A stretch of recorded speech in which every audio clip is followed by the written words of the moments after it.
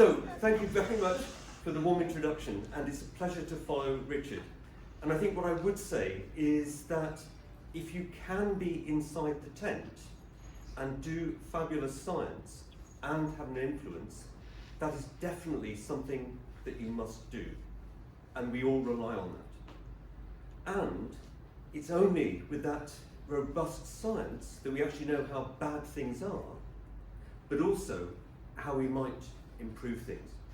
So it's important that, Richard, you continue your work with the RSPB and every other scientist in your position. My own field, before my own field, I need to thank people who've been helping me with the slides and research. And here we are, sitting in the road, not glued to it, but we're wearing our trademark white lab coats. Now, many of us only work with data, so we actually had to go and get one. But it's become our trademark, and it's identifiable as a scientist in the same way as when doctors for Extinction Rebellion do their actions. They wear hospital scrubs, and they have bold doctor, anaesthetist, nurse, physiotherapist, and if you need one, psychiatrist. So we have all our job titles in front. We just have a generic, I'm a scientist. So I work on animal behavior, and specifically pheromones. So these are the chemical signals that are used within a species. And I actually had a secret ambition to give this lecture on this stage, but not about climate and biodiversity crisis, but about pheromones. Because one of the most wonderful things, as you may know, is that Darwin was very keen on smell. And in his 1871 book on sexual selection and the descent of man, he's got a wonderful passage about, in the season of love, the crocodile's haunts are filled with a musky odour. Now, you wouldn't get that through an editor now, but it is one example among many where he talks about smells being just as important as the peacock's tail. But in 2018, it was time to start the third edition of the book. But the more I looked around me, I realised that most of the animals that I was going to be writing about were going to be dead very soon, certainly in the lifetime of my student readers. The land habitats were disappearing, the oceans, the coral reefs were in peril both from the rising sea temperature, but also acidification. And surely, rather than writing the third edition, and I am a slow writer, it would be better to try to stop the emergency rather than simply recording it. And that's what led me to join protests. So this is me saying I'm a scientist on my lab coat, and David Attenborough says civilization is on course for collapse, yet the newspapers say nothing. And the reason for the placard is that we're outside News International. That's Murdoch Tower, which faces the Shard at London Bridge. And you could say that we were close to the empire of evil. And newspapers are really behind many of the problems, and of course the other media that Murdoch controls, in particular Fox News in America. And as I was standing there, what was crossing my mind was, you know, that the right-wing press, the tabloid newspapers in particular, are always looking for ways to denigrate and delegitimize climate protesters. It's what they do. And I realized I was almost a tabloid editor's wet dream. All I had to do was look out. I'm white, I'm middle class, and my name is Tristram. It just gets worse. If they were to look at my background, they'd see my life of hardship has taken me from being a student at Cambridge to a lectureship and associate professorship at the University of Oxford for 20 years. But there's more. My natural habitat as a Tristram is Waitrose. And I've not always been a good environmentalist. If they were to look back, they would have seen that until recently, all you had to do was offer me a keynote speech in Japan, and I'd be on the first flight faster than you can say fossil fuel. So basically, there are so many things that make you vulnerable. But nonetheless, it is important to protest. So my plan is to outline the emergencies following Richard's exposition, what governments do, why make peaceful protest, and why scientists should too. And I want to leave you considering that we're justified in peaceful protest, that you might want to join them in one of many, many different ways. It's not all about glue and arrest. And that I also hope you'll speak with friends and family more about climate change, and that even if you're not protesting yourself, that you will go and support those protests with donations and words. So we're really down at the bottom on the Biodiversity Intactness Index, which I think comes from this museum, and 41% or so of the UK plant and animal species have declined since 1970, and the decline is accelerating. It's mostly due to habitat loss, but climate change plays its part. And being an ecologist now really just seems to be about writing obituaries for the species as they go. Now, you've seen this slide already. I liked it a lot too. And in terms of sustainable production and sustainable consumption, those will go a long way towards stopping climate change also. And the reason for mentioning this slide is that conservation only is not enough. We also need to repair the planet. Now, this direct relationship means that the temperature effects of emissions can be predicted. Now, I know you don't need reminding about any of this, but it's important for some of the points I want to make. So, temperature rises are very predictable. And indeed, here is a set of predictions from 1982. And what you can see is in black the predictions of atmospheric carbon dioxide and the temperature effect of that carbon dioxide. And then you can see the observed in the years following 1982. And it's actually a pretty good match. But what might surprise you is this was done by a major oil company, the biggest in the world. And you may have seen this in the news. They had very good scientists who were able to predict precisely how much their product would boil the planet. But in public, they dismissed the idea of global heating. In private, they knew precisely what they were doing. And this leads us to the carbon budget. How much more can we burn and have a possibility, only a possibility, of staying below 1.5 degrees centigrade?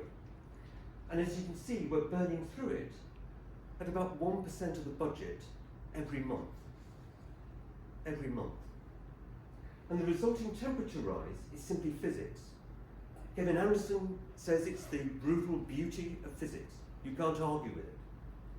You can't disappear it by accounting scams that push it into the future and will get going perhaps in 2040. And that includes net zero. And Anderson is very rude about that. But the carbon cut needs to start now. And this is the thing that I really can't get my mind around, because as you look at what governments are doing, there is almost complete inaction. What we need, says Kevin Anderson, is a 10% emissions cut every year from today, not starting next year, from today.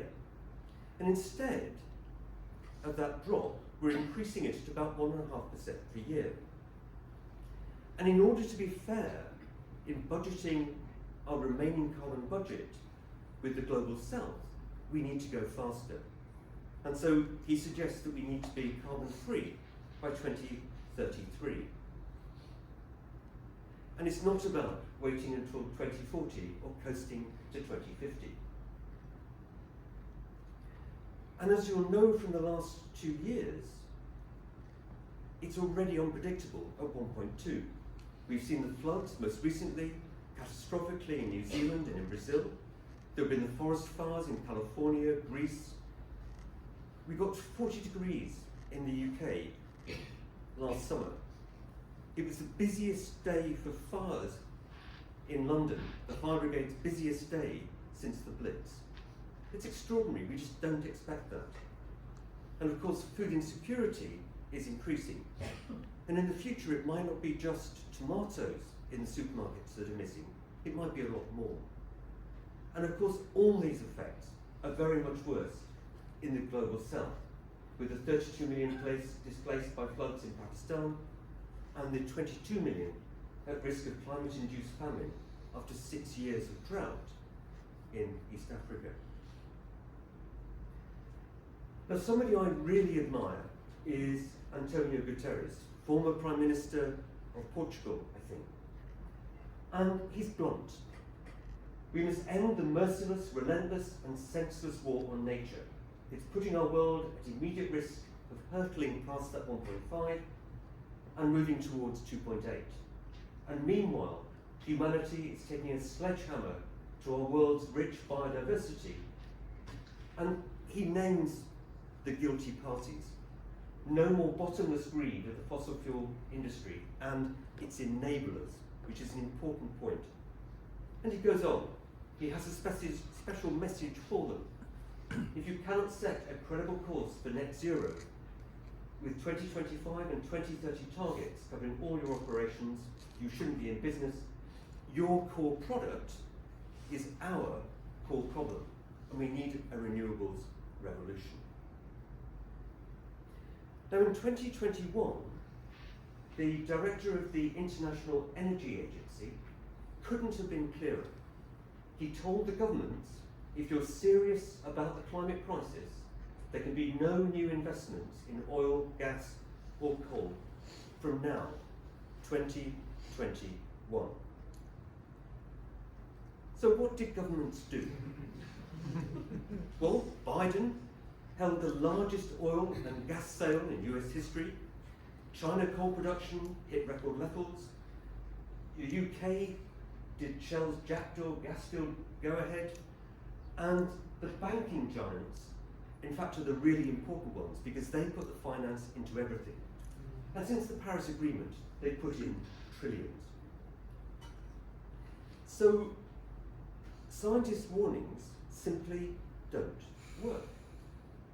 And the policy is essential, but it really isn't enough. What's the evidence that it's not enough? And it's this. You may have seen it before. We have the years along the bottom from 1960 to 2020. We have the atmospheric CO2 up here, and the CO2 is rising exponentially without limit. We have Ed Hawkins' temperature bands against a pre-industrial average. And what you can see is that 60% of all emissions have been since the first IPCC report. This year is projected to be the highest ever. But what's been superimposed on this are all the agreements. And what you can see is that the slope simply does not break. It's as if those meetings had never happened. It's extraordinary. And it's much the same for the ecological emergency. So what we have here is the years and the diversity. One of the problems with ecology is not like physics. So this is a kind of estimation, and there are plenty of problems with it.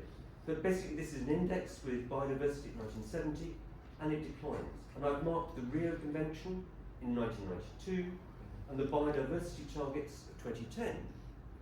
There were 20 targets for this last decade. We didn't reach one of them. So we really do have a problem in the delivery. So why is there no change? And I think if we were in any other country, we'd simply call it corruption. So scientists go to government with data and information, and that is their theory of change. Lobbyists and corporations go with lots of money. Who is the government going to listen to? Well, actually, what's really weird and distressing is it's not lots of money. So the Conservative parties and MPs have received something like 1.7 million in donations from climate skeptics and fossil fuel interests since the general election in 2019. And that does seem to have been enough to change their policies. So the oil companies get their windfall tax reduced to almost nothing. In fact, because they can invest what they pay in tax in new North Sea oil, and if they do that, they don't pay the tax. But actually there's something hidden here, because it's not just that money. It's also things like the Daily Mail and the Murdoch press, which actually matter more. And a journalist campaigner called Donica McCarthy has argued that it's this that should be our target of activism. It's this that the government is really scared of. And he's called it almost the prostitute state.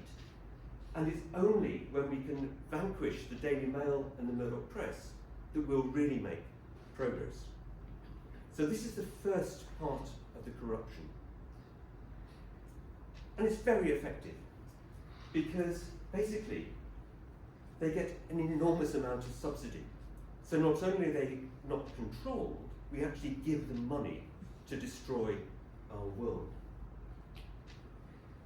The second way that corruption works is that scientists go to the people with information, but the corporations deliberately spread misinformation. And their strategy has been to deny doubt, spread doubt, and delay any strategy. And it's the one that you'll be familiar with from tobacco. And it worked beautifully. It delayed controls on tobacco. Exxon knew what it was doing. They knew how much they were boiling the world.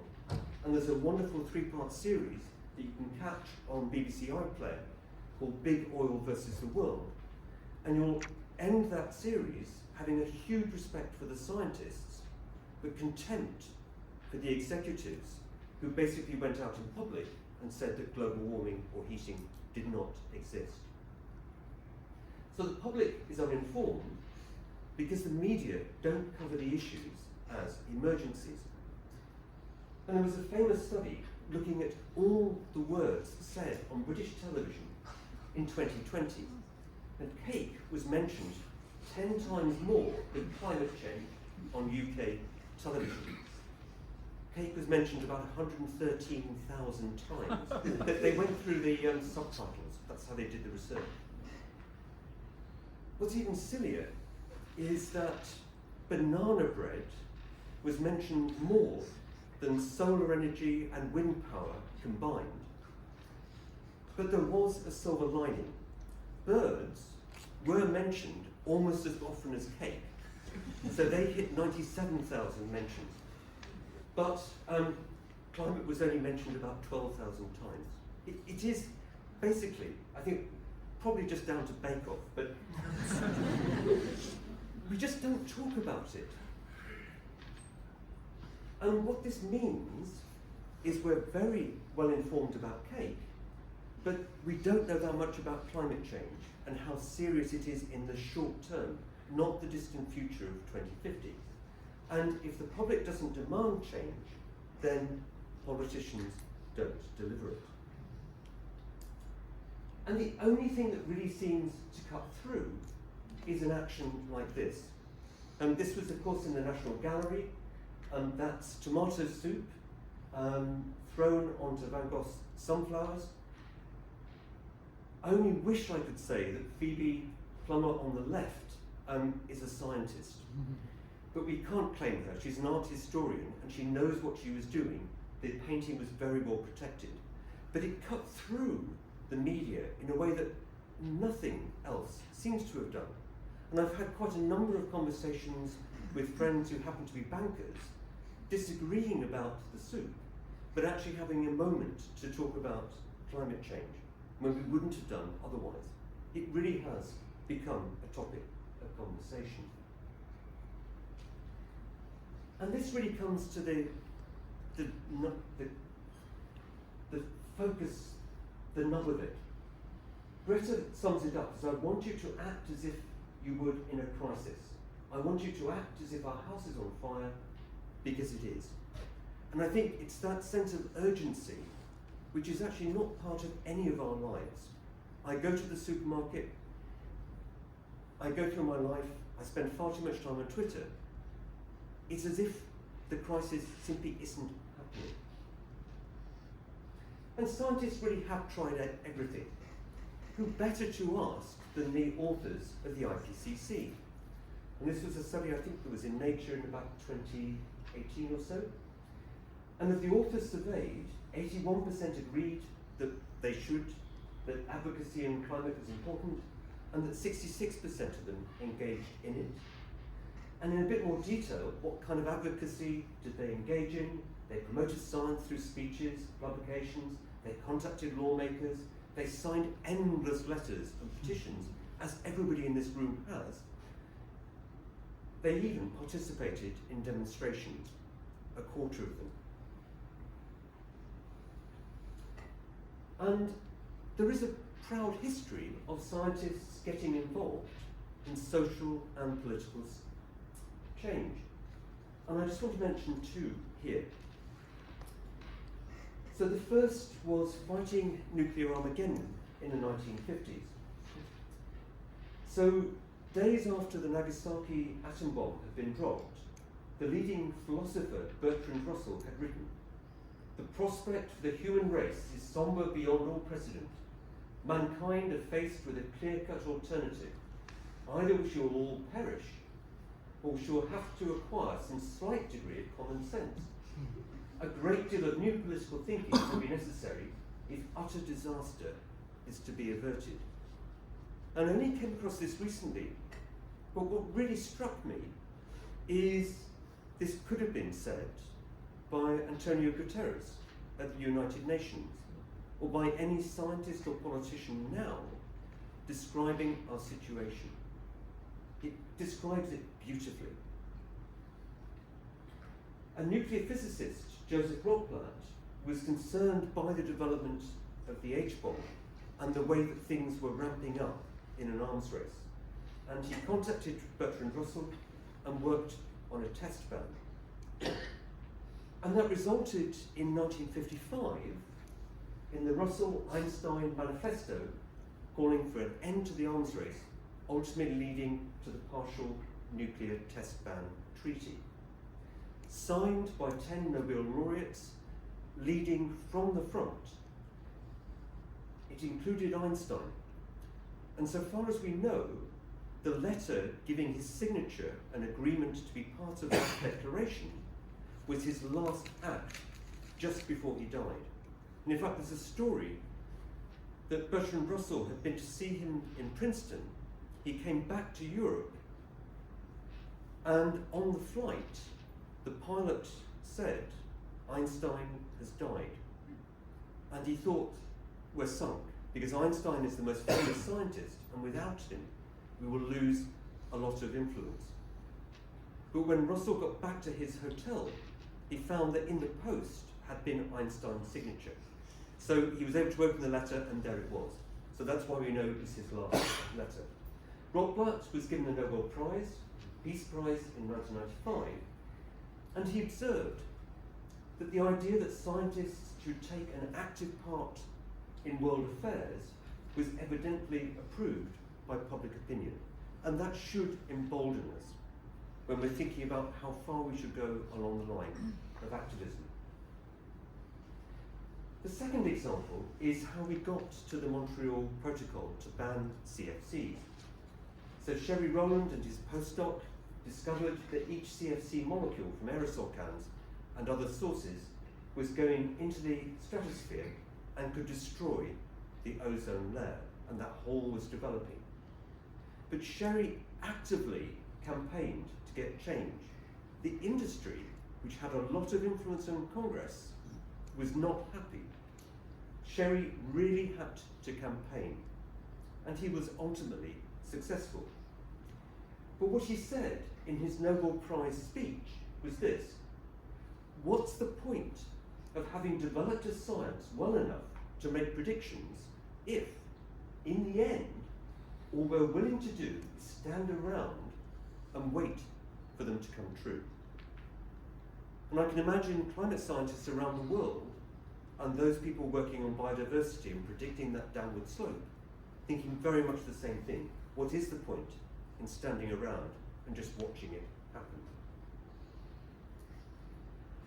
Now, why did all those scientist-led campaigns succeed and climate change is resisted? And I think the answer is this: the nuclear test ban was easy because it was only up against two superpowers in the middle of a Cold War. And the CFC ban was only up against a major, rich chemical industry. Think Dow.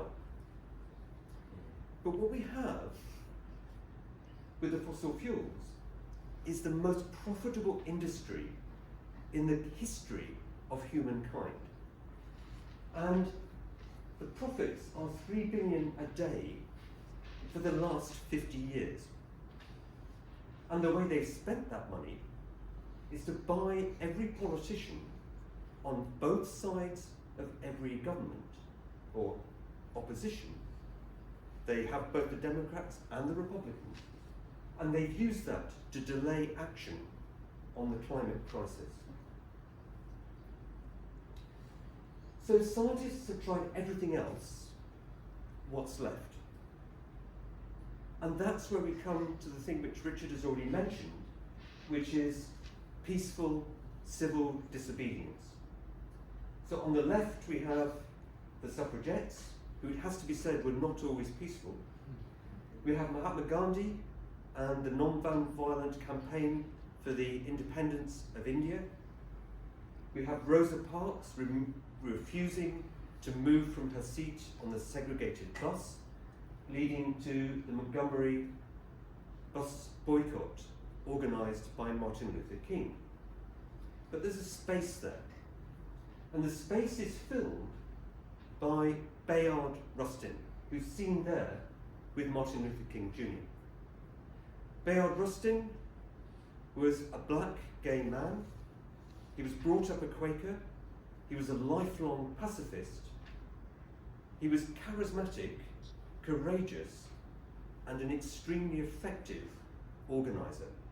He was the person who ultimately organised the March on Washington, which was the largest march that had ever occurred, and it's the one that's famous for Martin Luther King's I Have a Dream.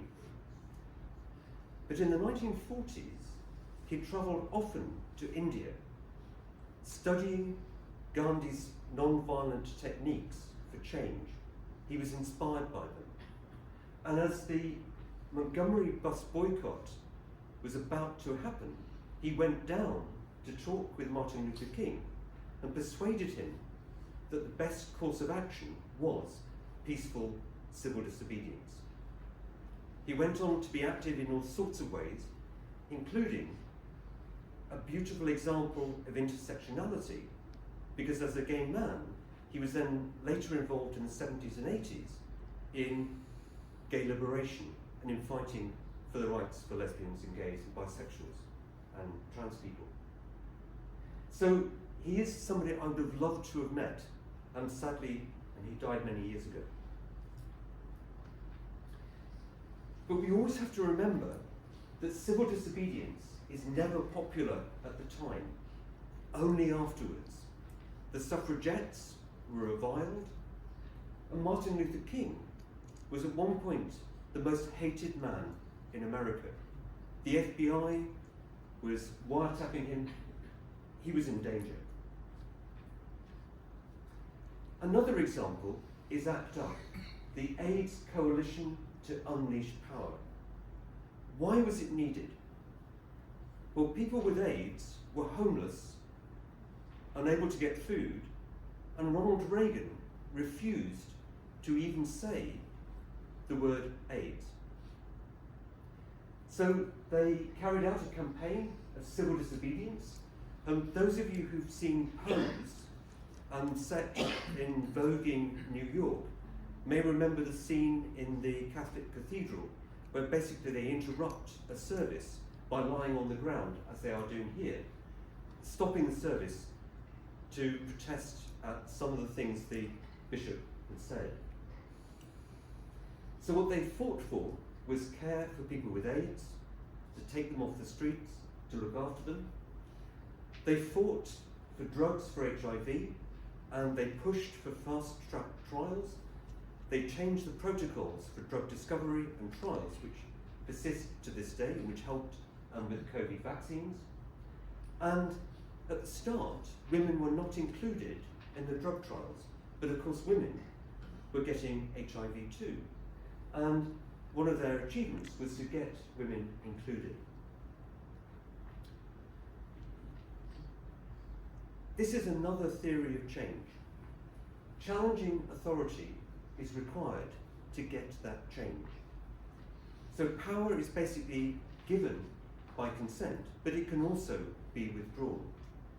And the idea of civil disobedience is that it creates pressure on the government or authorities, and it forces a dilemma. Will the state repress the people protesting? And that's something which actually with the government legislation at the moment does look as though they're trying to do, to basically make it harder to protest in the UK than in Hong Kong. And then what we hope is that if the protest is widely supported, then change becomes possible because the government actually has no choice. There comes a point at which repression simply doesn't work. And Martin Luther King put it this way: we who engage in non-violent direct action are not the creators of tension. We're not, as it were, blocking roads and annoying people. We merely bring to the surface the hidden tension that is already alive. And Frederick Douglass, who was born a slave, but was a notable campaigner for abolition and became an essayist and public speaker all over the world.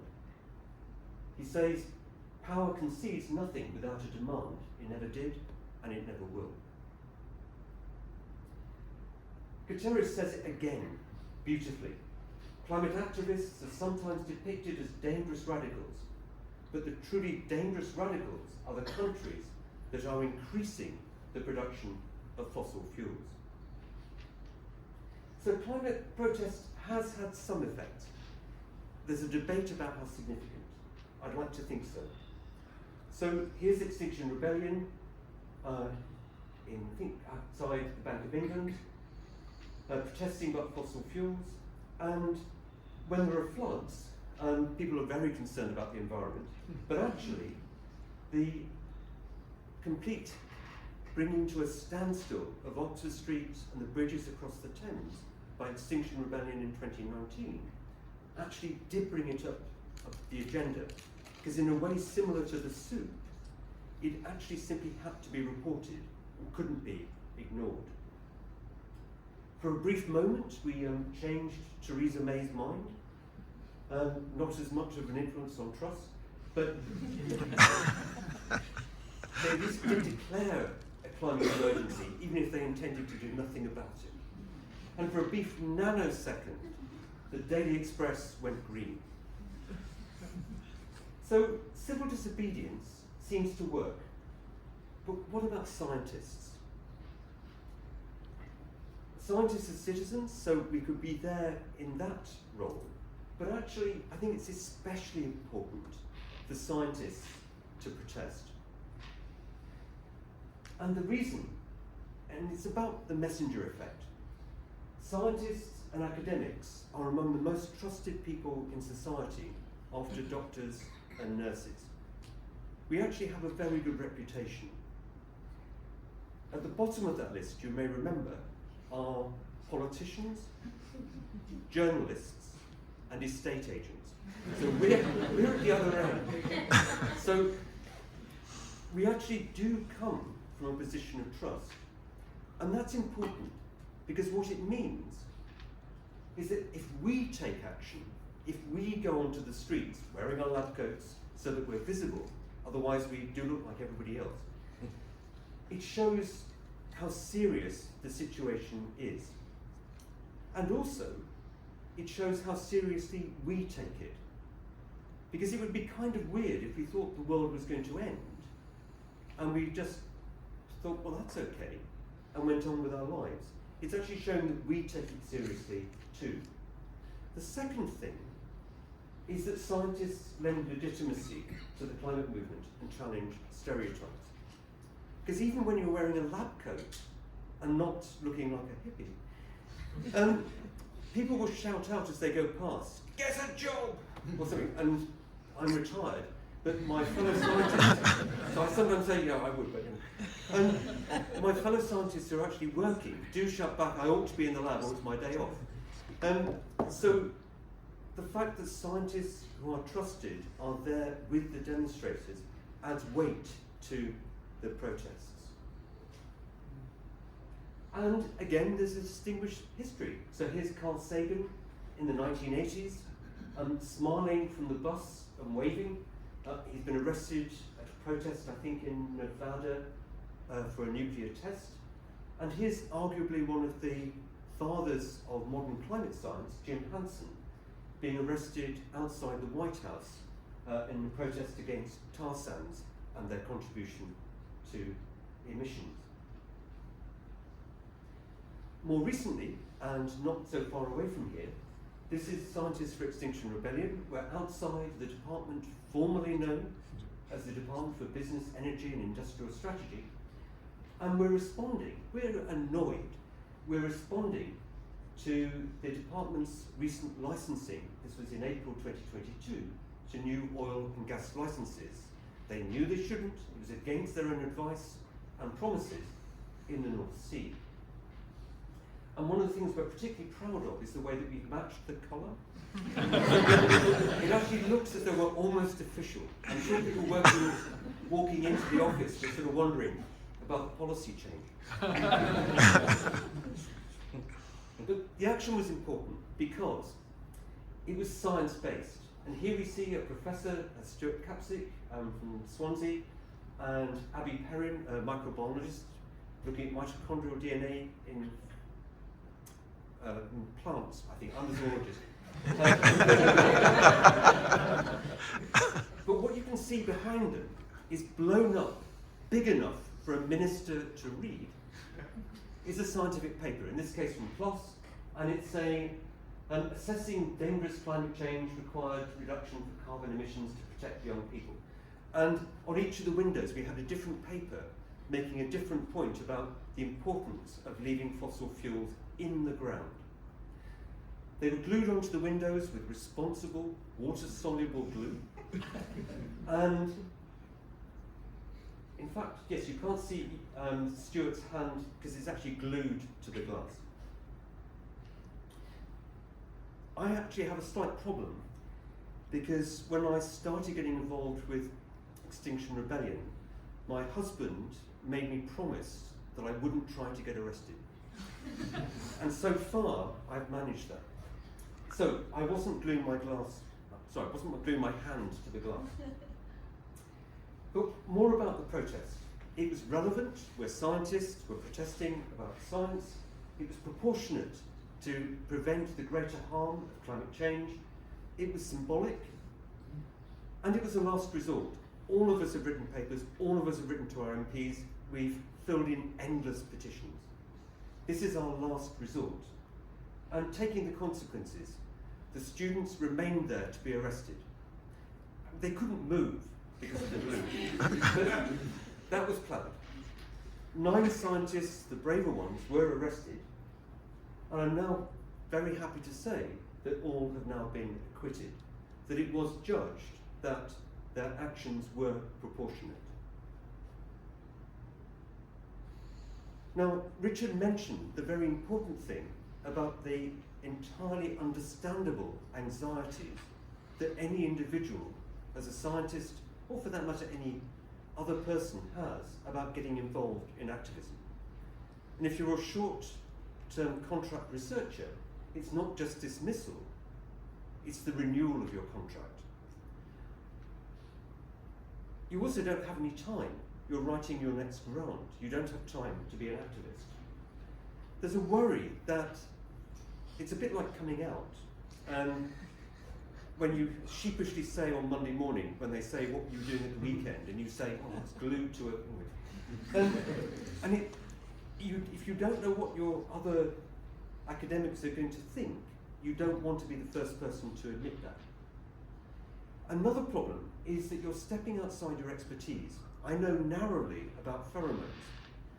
I didn't really want to talk about climate change because I have to rely on so many other people for that knowledge, and I just have to trust them.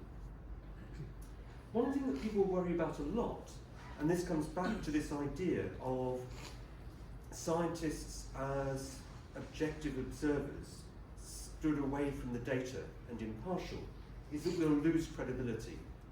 And there have been a number of surveys which suggest, paradoxically, that actually it can increase credibility because the public expect us to act. Knowing what we do, they would be surprised if we didn't. But I think what's really important, and this addresses Richard's question also about the anxieties, senior people in universities need to take those anxieties away. And instead of being shamed by activism from their staff members and students, they should be proud. And what they ought to be doing it is recognising it as legitimate, rewarding it in hiring and promotion, not penalising it, teaching civil engagement to students, although they mightn't be keen on the protests that result. And they ought to be defending academic activists when they do get arrested, should that happen.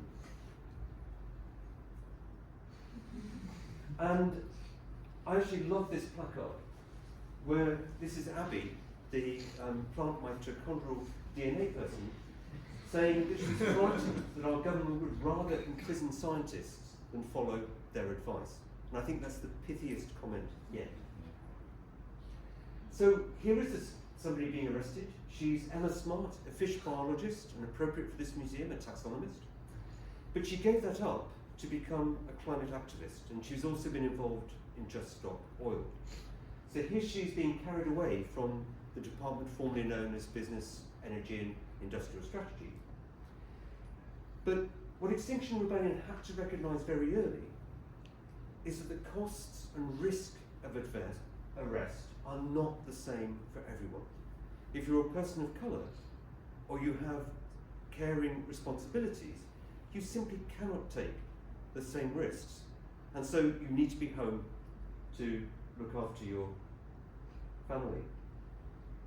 So one of the things that Extinction Rebellion and other protest movements have rapidly recognised is there are so many ways of getting involved, and that's among the ways that I've been involved.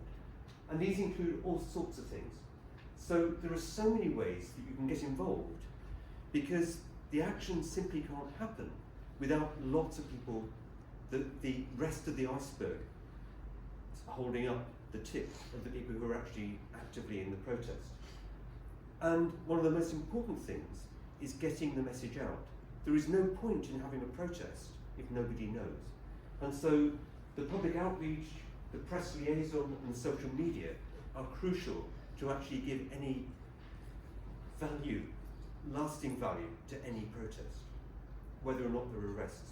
And one of the things that actually is something of debate the whole time now is once you've had one fish taxonomist carried away from the Department for the Business, Energy and Industrial Strategy, once you've had one such scientist carried away, the next time you need two.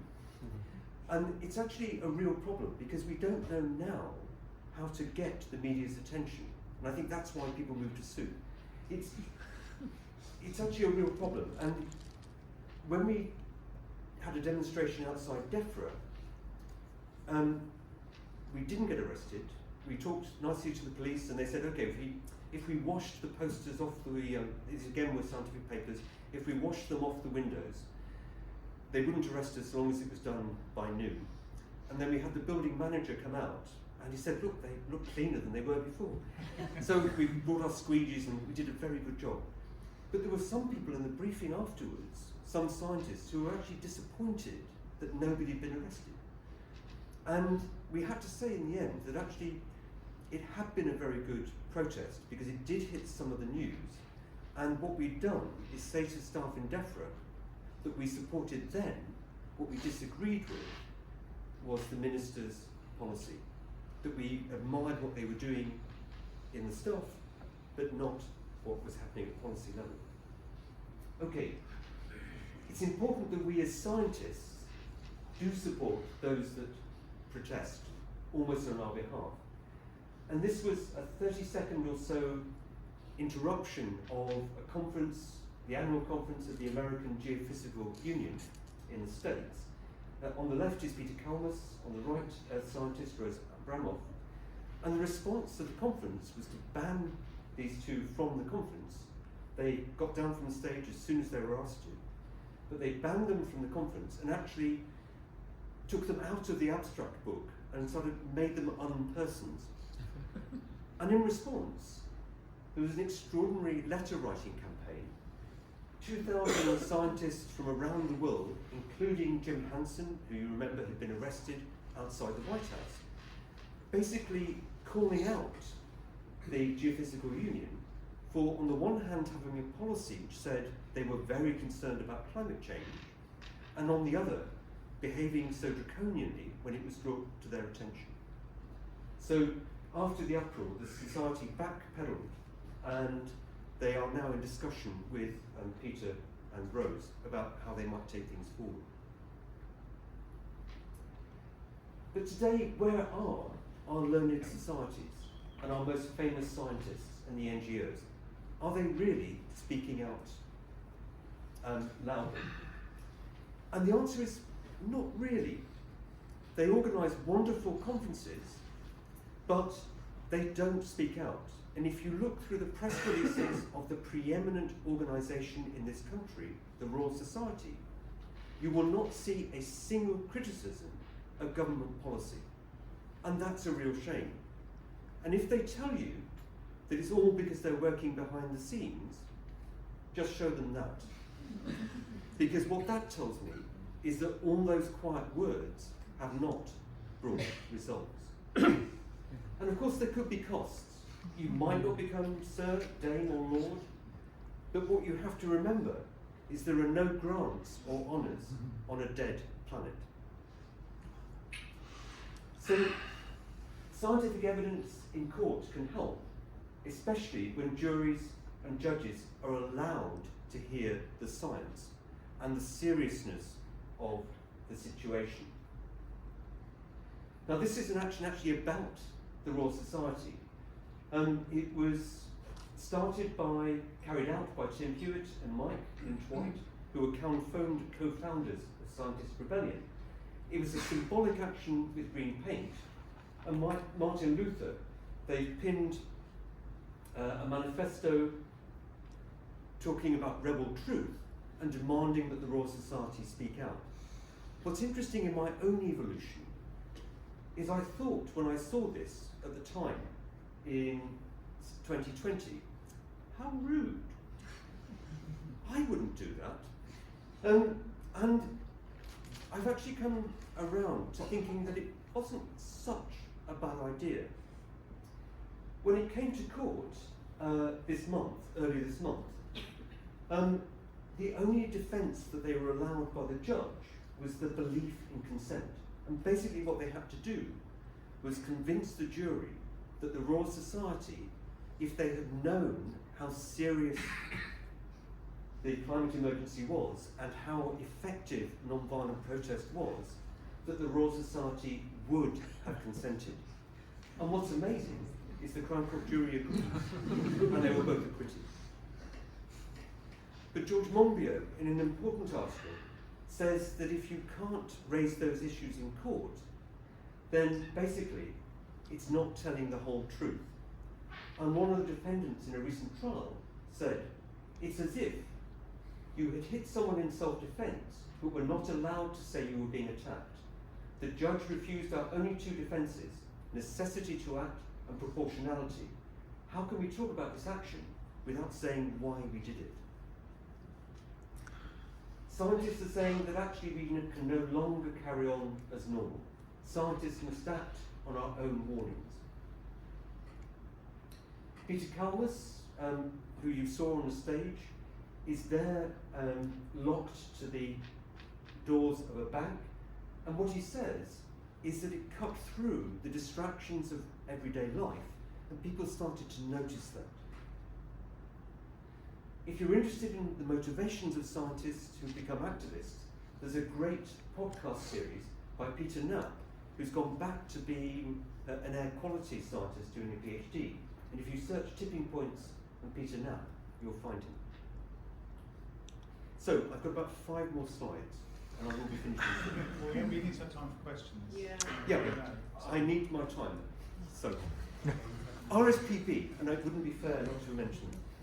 So, we think of them now as a pillar of the establishment. But actually, as you may know, it actually started as a protest. And it was Emily Williamson who was protesting about the extinction from bird feathers, or rather, the birds died when the feathers were taken. And with 3 other women, she started the Society for the Protection of Birds. And in 1921, they had success with the Plumage Prohibition Act, banning the import of plumage. But what I was really pleased to see, and Richard, you actually mentioned this towards the end of your talk with the war on nature, is that the RSPB came out and said that non-violent direct action is important and it's how things have changed, and that they supported the campaigns to stop the government passing the Public Order Bill. So, last 2 slides. I hope you feel that justifying out, and I hope you might even join them. What's really important, because it's the thing we don't talk about, we're far more likely to talk about cake. And I hope that you'll support the peaceful process, even if you're not protesting yourself. Scientists are citizens too. And Jonathan Porritt says, basically there's no moral universe in which business as usual can continue. Either we start doing everything we can, or we don't. And in the next quote, which I won't put up, he basically says he can see no alternative to mass action. And he's about as establishment as you can get. So whether you're a scientist or not, 21st of April to the 24th, we're going to be meeting outside Parliament. We're hoping that that 15 million membership of the green NGOs, the RSPB, National Trust, Wildlife Trust, everybody will join in. If you go to Linktree, DarwinDebate, possibly with lowercase letters, you'll find links to all the things that I've been talking about, probably including the slides, and the QR code will do the same. And thank you very much for listening and for the extra time.